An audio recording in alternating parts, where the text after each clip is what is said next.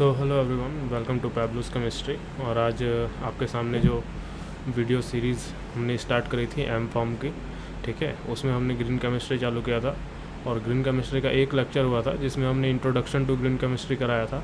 Next video में हमने बोला था कि जो ग्रीन केमिस्ट्री के प्रिंसिपल्स हैं, 12 प्रिंसिपल्स हैं, उनको एक एक करके डिस्कस करेंगे। और इसके बाद जो वीडियोस आएंगी उन वीडियोस में हम क्या करेंगे कि जो भी प्रिंसिपल्स हैं, दो प्रिंसिपल्स को हम वहाँ पे एक्सप्लेन करेंगे विथ एम्पल ऑफ एग्जांपल्स, ठीक है, कि जो भी बात बोली जा रही है वो किस एग्जांपल से रिलेट करके बोली जा रही है।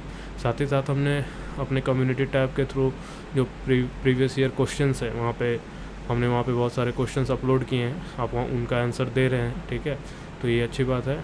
आप यदि फ़ोन चलाने के एडिक्टेड हैं, जो ऑलमोस्ट अभी जेन जी का मेन प्रॉब्लम यही है, ठीक है, तो आप इसको यूज़ कर सकते हैं यार। वहाँ पे जाके कम से कम दिन भर में 100 क्वेश्चन भी प्रैक्टिस कर रहे हैं तो इट्स मोर देन इनफ। जो क्वेश्चन आपके गलत हो रहे हैं उनका थ्योरी आप जाके बुक से पढ़ लेंगे, ठीक है, या फिर आप कमेंट करेंगे तो वहाँ पे चीज़ों को अपलोड कर दिया जाएगा, ठीक है। तो चलिए हम लोग स्टार्ट करते हैं। आज का जो लेक्चर है शॉर्ट लेक्चर होगा, 10 मिनट का होगा, जिसमें हम जो 12 प्रिंसिपल्स हैं ग्रीन केमिस्ट्री का उसको यहाँ पर डिस्कस करेंगे, ठीक है। तो चलिए वीडियो को स्टार्ट करते हैं, ठीक है। तो यहाँ पे है यार कि पहले यहाँ पे है आपका 12 प्रिंसिपल ऑफ ग्रीन केमिस्ट्री, ठीक है।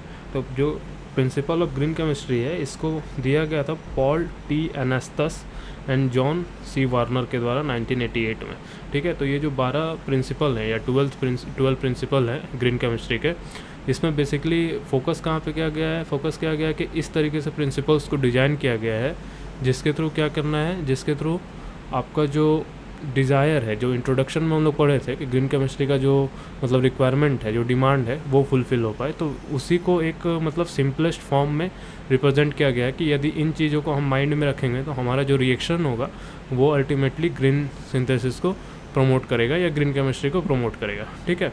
तो ये जो इनके फाउंडर थे या फिर जो भी इसको इस्टेब्लिश किए हैं उनका नाम हम यहाँ पे देख पा रहे हैं, पॉल टी एनास्टस और जॉन सी वार्नर 1988 में दिए थे, ठीक है। तो पहला प्रिंसिपल आप जो देख रहे हैं वो क्या है यहाँ पे, वो है प्रिवेंशन, ठीक है। तो जैसा आप लोग सब जानते हैं कि prevention is better than cure, तो उससे रिलेट करके यहाँ पे इसको बनाया गया है। तो पहला प्रिंसिपल में प्रिवेंशन बोल रहा है। तो प्रिवेंशन मतलब आपको क्या बोला गया है कि आप जो भी चीज़ यूज़ कर रहे हैं, मतलब it is better to prevent waste than to treat or clean up waste after it has been created. मतलब बोला जा रहा है कि आपको जो भी सिंथेसिस आप कर रहे हैं या कोई भी सिंथेसिस आप लगा रहे हैं तो ट्राई करें कि ऐसा सिंथेसिस डिज़ाइन करना है कि जिसमें वेस्ट बहुत कम डिज़ाइन हो, ठीक है। जहाँ पे वेस्ट बहुत कम क्रिएट हो, तो वेस्ट जब क्रिएट ही नहीं होगा तो उसको मैनेज करने की बात ही नहीं आएगी। बात समझ पा रहे हो? तो prevention is better than cure का मॉरल को पकड़ के यहाँ पे उससे रिलेट करके पहला प्रिंसिपल दिया गया कि प्रिवेंट करना है। प्रिवेंट किस चीज़ को करना है कि वेस्ट क्रिएशन कम हो, वेस्ट का क्रिएशन जो होगा वो कम होगा, तो आपका अल्टीमेटली जो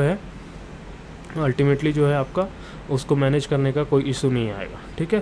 तो ये लिखा गया, it is better to prevent waste than to treat or clean up waste after it has been created, ठीक। तो पहला आप समझ पा रहे हैं। जैसा इसका एक एग्जांपल है कि डार्जन मेथड आप लोग सुने हैं कि अल्कोहल प्रिपरेशन के लिए डार्जन मेथड होता है, जो बेस्ट मेथड है डार्जन मेथड में क्या होता है कि जो दो मतलब अल्कोहल तो आपका बनता है अल्काइल हैलाइड के हेल्प से, ठीक है। उसमें हम लोग रिएजेंट डार्जन प्रोसेस आप सुने हो, डार्जन प्रोसेस, ठीक है।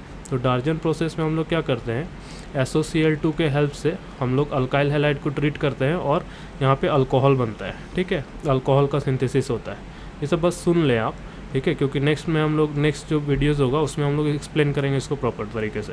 तो उसमें हम लोग अल्कोहल का प्रिपरेशन करते हैं, लेकिन इसमें क्या होता है कि बेस्ट मेथड है अल्कोहल प्रिपरेशन का, क्योंकि इसमें जो और भी दो कंपाउंड्स बनते हैं वो गैस फॉर्म में होता है, जैसे SO2 और CO2, ठीक है।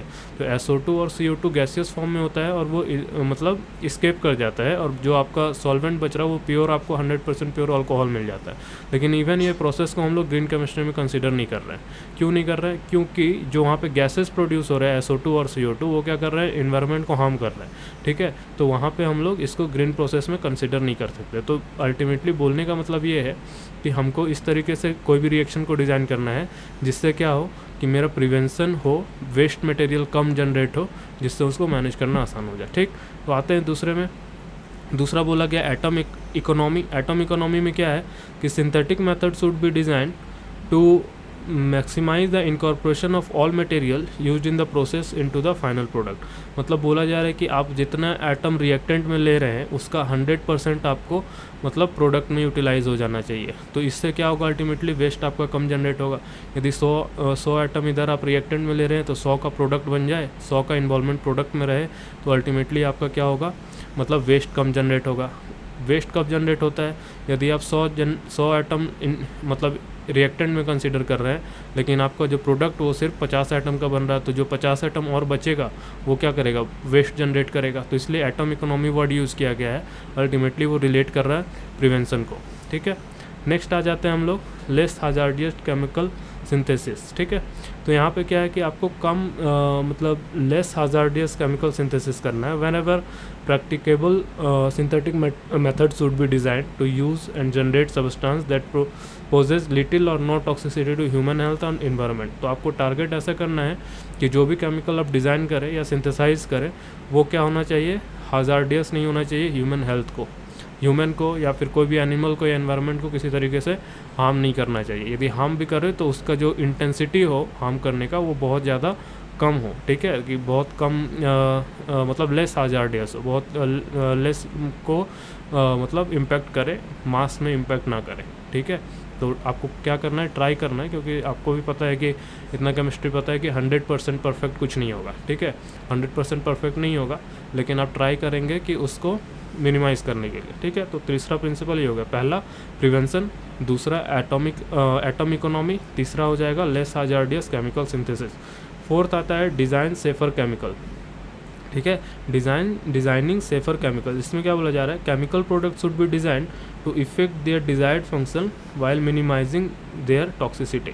ठीक है, तो इसमें क्या बोला जा रहा था, ऐसा केमिकल प्रोडक्ट को आपको डिज़ाइन करना है जो जिस चीज़ के लिए डिज़ाइन किया गया हो सिर्फ वही काम को करे। ठीक है, उसके अलावा जो अननेसेसरी का टॉक्सिसिटी है उसको प्रोड्यूस ना करे। ठीक है, तो टॉक्सिसिटी प्रिडिक्शन एक जो मेरा फील्ड है, जो डोमेन में मास्टर्स जिसमें किया हूँ, तो उसमें QSAR से हम लोग क्या करते हैं, टॉक्सिसिटी प्रिडिक्शन करते हैं। ठीक है, तो वो यहाँ पे हेल्प कर सकता है थोड़ा। Chemical product should be design to effect their desired function while minimising their toxicity. तो टॉक्सिसिटी काउज ना हो, ये चीज़ को आपको ध्यान में रखना है। ठीक है, तो ये हो गया 4 principle. First one prevention, second atom economy, third है लेस हाजार्डियस केमिकल सिंथेसिस, 4 है और डिज़ाइनिंग सेफर केमिकल।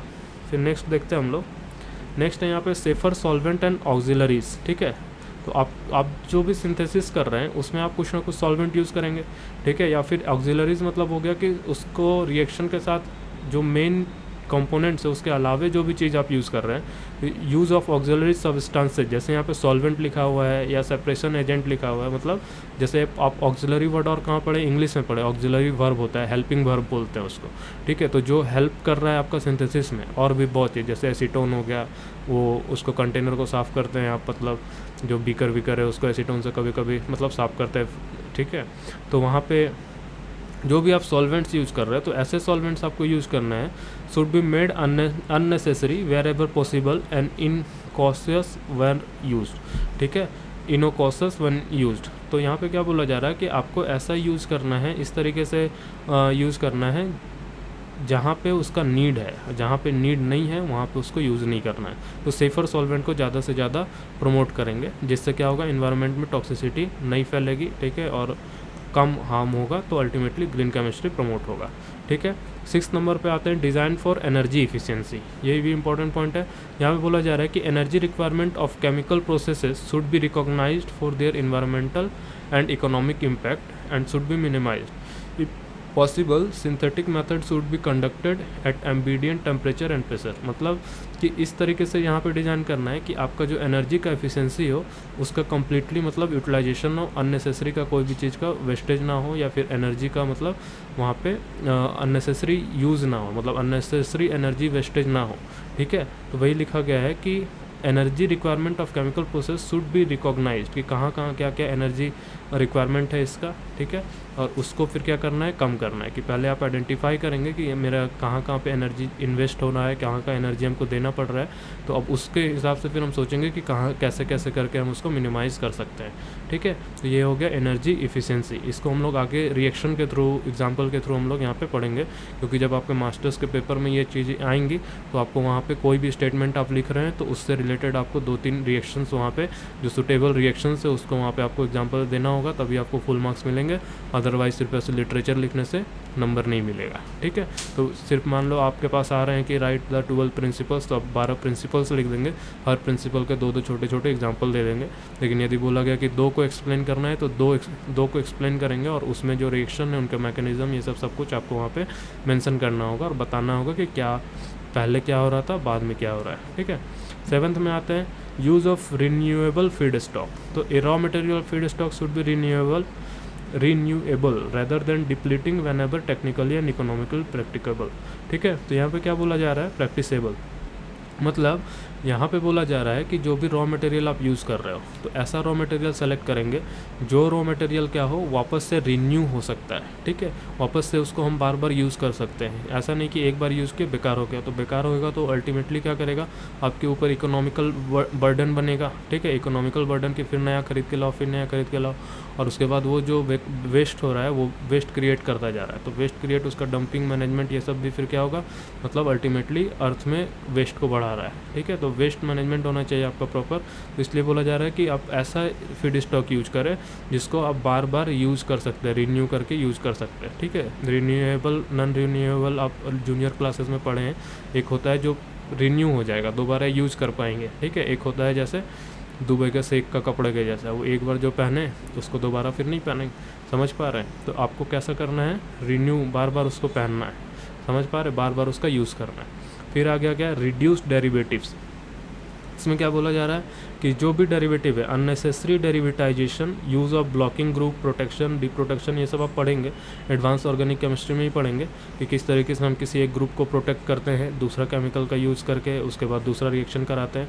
ठीक है, तो ये सब आप पढ़ेंगे। शुड बी मिनिमाइज्ड और avoided if possible because such step require additional reagent and can generate waste. तो इसमें बोले डेरिवेटिव्स को आपको रिड्यूस करना है। ठीक है, कि डेरिवेटिव्स बना रहे हैं या फिर किसी एक डेरिवेटिव को प्रोटेक्ट कर रहे हैं, प्रोटेक्ट करने के लिए अलग से रिएजेंट उसमें ऐड कर रहे हैं, तो अल्टीमेटली क्या होगा कि अल्टीमेटली इसके कारण भी पोल्यूशन जनरेट होगा। पोल्यूशन जनरेट होगा मतलब कि आप यदि कुछ एडिशनल रिएजेंट वहाँ पे डाल रहे हैं, एडिशनल कुछ भी चीज़ वहाँ पे ऐड कर रहे हैं, तो आपका जो मेन काम था उससे ज़्यादा चीज़ आ रहा है, तो इकोनॉमिकली भी आपका वेस्टेज होगा। ठीक है, तो ट्राई करना है, मतलब यहाँ पे ये नहीं बोला जा रहा है कि अब मान लो कि नीड है, हमको यही मॉलिक्यूल बनाना है, इसमें हमको ये करना ही पड़ेगा, तो आपको करना ही है ना। बट ग्रीन केमिस्ट्री के थ्रू आप यदि अप्रोच करोगे तो वो वहाँ पे बोल रहा है कि at least you should try to minimise the, मतलब डेरिवेटाइज करने से आपको कम करना है। कम करोगे तो ऑलरेडी अपने आप वहाँ पे क्या हो जाएगा, आपका रिएजेंट्स जो भी है वो उसका नीड होगा जो कम लग जाएगा, कम होगा। ठीक है, तो ये चीज़ यहाँ पे बताया कि जिससे वेस्ट कम जनरेट होगा, ये चीज़ यहाँ पे बोला गया। नेक्स्ट है यहाँ पे देखो कैटालाइसिस।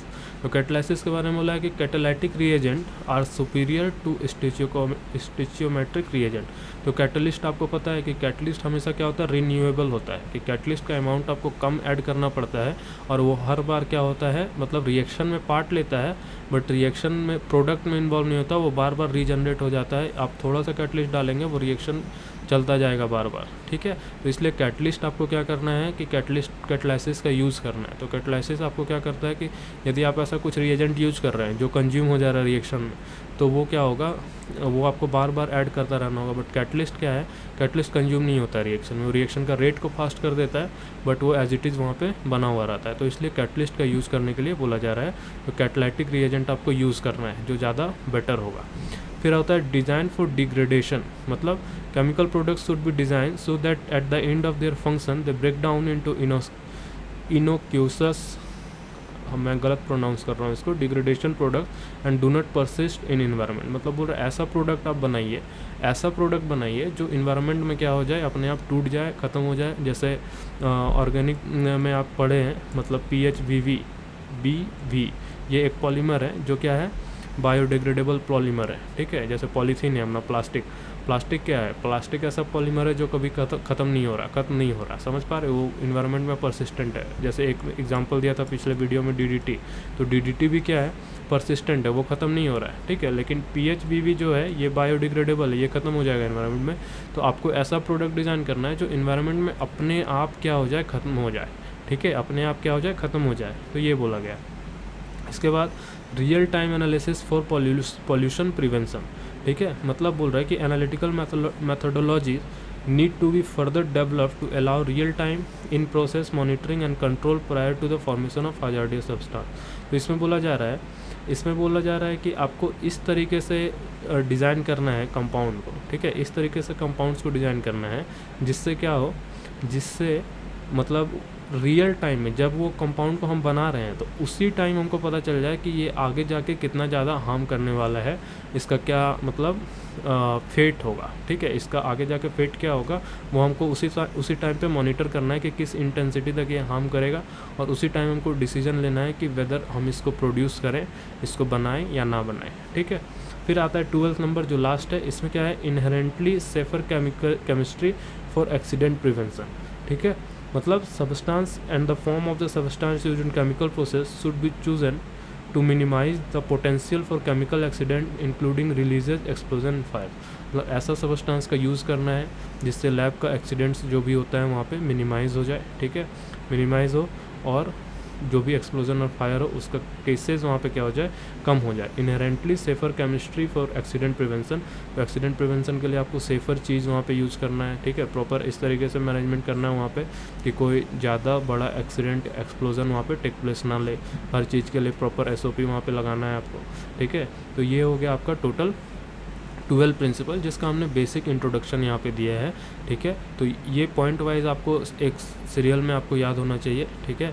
और इसके जो मतलब इसको जब डिफेंड करेंगे आप हर को, अभी तो हमने कोई रिएक्शन का एक ही दो में जैसे रिएक्शन का एग्जांपल दिया, ठीक है, जैसा डार्जन रिएक्शन का एग्जांपल दिया, तो इसी तरीके से आपका जो मतलब जब एग्ज़ाम के पेपर में आप लिखोगे तो ये जो 12 पॉइंट आपको लिखना है, इन 12 पॉइंट के बाद आपको क्या करना है कि सबके साथ 2-2 एग्जाम्पल आपको चिपकाने होंगे, ठीक है। तो नेक्स्ट जो वीडियोज़ हम बनाएंगे उस वीडियो में क्या करेंगे कि जो भी हम यहाँ पे मेंशन कर रहे हैं कि जैसे मान लो पहला पॉइंट आपका प्रिवेंशन है, तो प्रिवेंशन के लिए हम मतलब वहाँ पे 2 केमिकल रिएक्शन लिखेंगे कि ट्रेडिशनल में कैसे होता है, और ग्रीन केमिस्ट्री के थ्रू सेम प्रोडक्ट हम बना रहे हैं बट किस तरीके से मेरा वेस्ट जनरेशन जो है वहाँ पे बहुत कम हो रहा है, ठीक है। तो इस चीज़ को हम लोग वहाँ पे इंक्लूड करेंगे नेक्स्ट वीडियो में, ठीक है। होप आपको वीडियो समझ में आया होगा, और यदि इसमें कोई डाउट होगा तो आप कमेंट में वहाँ पे हमें मेंशन करेंगे so that we can make it more clear and better.